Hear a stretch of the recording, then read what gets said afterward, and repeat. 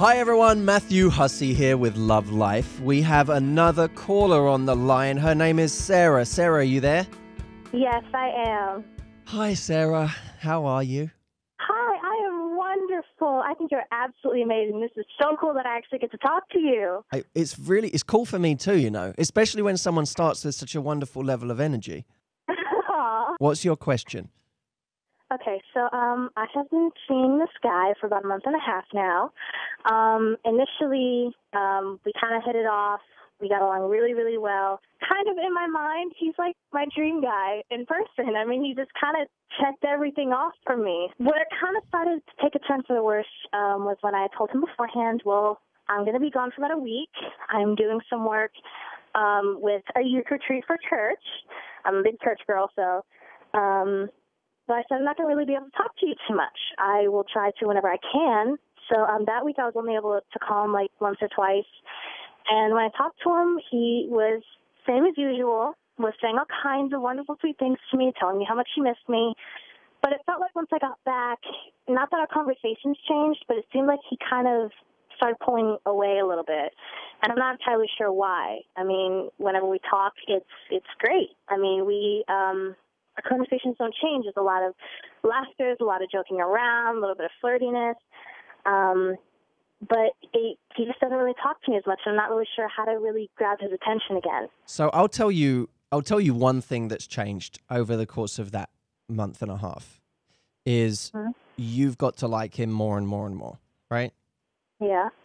And to the extent that in your mind, somewhere in there, you're saying this could be my dream guy. Yeah. Now, I'm going to ask you a couple of logical questions. Could he possibly have shown you enough about himself for you to know that he could be that great guy, that amazing person for you? I don't know. Truthfully, I'm thinking about it. I mean, I guess I haven't really seen every side of him yet. Have you seen the side of him that's dated you for 3 months? No. Or the side of him that's been in a relationship with you for a year? No. What you're feeling is a real feeling. But what it's based on isn't necessarily real. Now, I'm not saying he doesn't have marvelous qualities because he could be an incredible gentleman for all I know.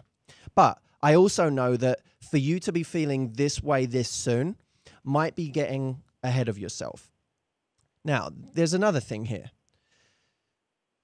When I was younger, the mistake I always made was I started liking a girl and then I would try really hard to impress them.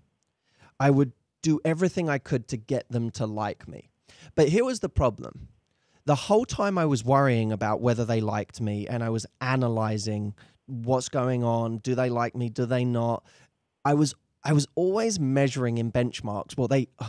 They said yes to seeing me this weekend, so maybe they do like me. And then I would try and fit into their idea of what I think they would want me to be and try and be that instead of just being me and having fun. All of it started to stunt my personality around that person. And one of the most frustrating things that I experienced growing up was that there were girls that I wasn't attracted to, that I was completely silly and myself around and didn't care, and those girls always liked me.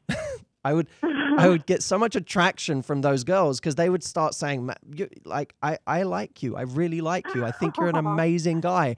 And I would say, this is so annoying because I want your friend and you're the one who really likes me. What's the difference? Why can't your friend have your taste in guys? But of course, they didn't necessarily have different tastes, is that they were seeing different versions of me. And what I'd be afraid of for you is that this guy that you like sees a different version of you because you really want him to like you. Obviously, you're spending time analyzing what you can do differently, how you can get him to like you, or how you can reignite that interest. And what I would say to you is, what would you be doing right now if you had 100 better things to do with your time? If you had a ton of doing 100 better, doing all those things. Absolutely, you'd be doing all of those things, and that would make you really attractive. I actually think what you did in the first week when you said, listen, I got to go away for a week and I've got to do we may only speak once or twice in that week. Or that thing you did there was really attractive. Because what you were saying was, I have my own stuff I got to take care of. I like you. I want to talk to you, but I have to take care of this stuff. That's a very attractive thing that you did. And I want you to carry on in that vein, because I can't guarantee that this guy is going to get attracted to you. But what I can guarantee is if you start behaving like you have better things to do than to worry about whether he likes you, then you have the best possible chance of him liking you. Because as long as you're in that mindset of trying to impress him, of trying to figure out what he wants, it's almost like you're making yourself lower value than he is. And he's not better than you. So don't put him on that pedestal. And understand that if he's not into you right now, no amount of trying is going to change that. But what you can do is focus on you, upgrading yourself, your life, continuing to do the things that you're passionate about, and letting him see that side of you. Because there's nothing sexier than someone who doesn't care ultimately whether you like them or not. There is nothing sexier than that. Now, I'm not saying that you don't like him, but you liking him has nothing to do with you caring about whether he likes you. Does that make sense? Yeah, that makes total sense. Do you know what's funny? I have idols that people I really look up to, and some of them famous, some of them I've never met. And what's funny is, for some of them, I know that if they met me, that I was joking about this with a friend the other day. I know that one in particular wouldn't like me. I was like, I know if he met me, I really don't think he'd like me. But it doesn't matter. He's still a hero of mine. I still love him to pieces. But I know that he probably wouldn't like me because we're so different, and he's just not someone who likes people like me. I'm okay with that. I'm okay with saying I like this person and I don't give a crap whether he likes me or not. I like you regardless. And that's cool. And you can feel the same way about this guy and not care whether he likes you back, and say there's a ton of other guys out there. The one who's actually right for me is going to want me as much as I want him. So that's really what I'm searching for. But it doesn't stop me from liking you in the process. That level of distance and detachment will make this guy pay far more attention than asking what you can do to get him to pay more attention. Does that make sense? Yes, that makes perfect sense. See, and this is why I think you're absolutely amazing.